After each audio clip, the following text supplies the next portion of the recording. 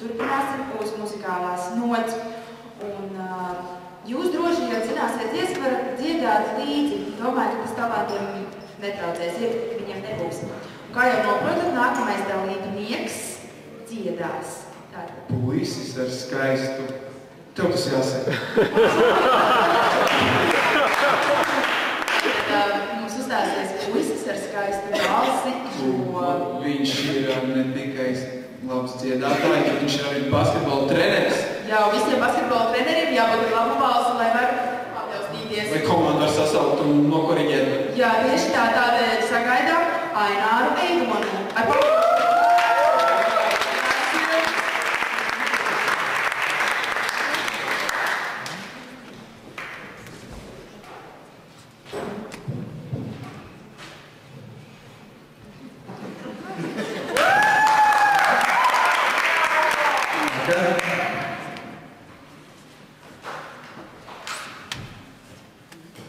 Aizjūties?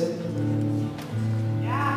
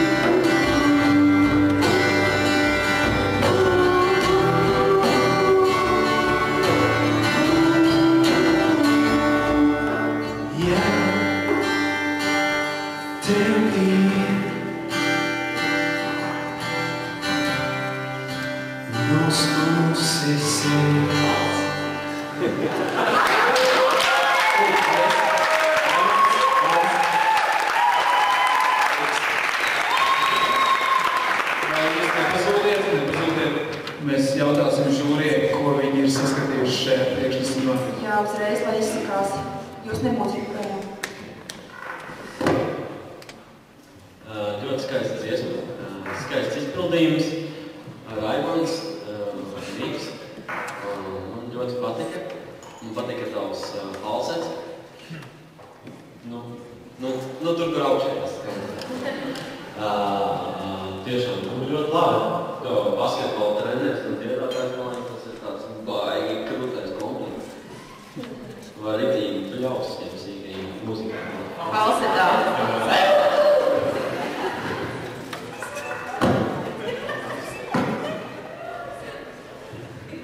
To sauc par falsetu.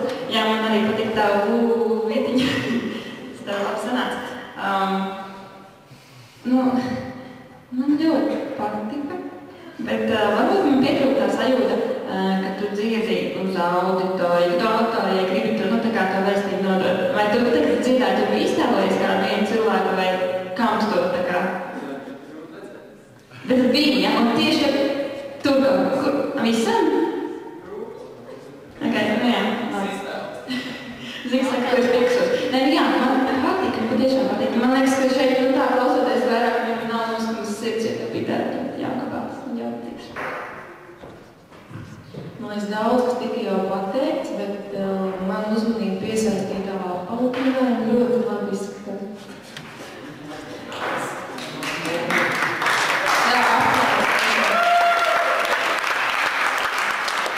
Pie vizuālā izskata varēja būt vēl plakatiņš kapetiņā. Bet par dziedājumu, jā, man gribētos tā vairāk, tu to dari Dievam. Lai var sajust to, ka tas ir viņam visu gods un visu slavu.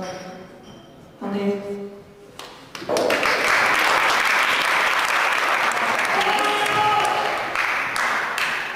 Bet tagad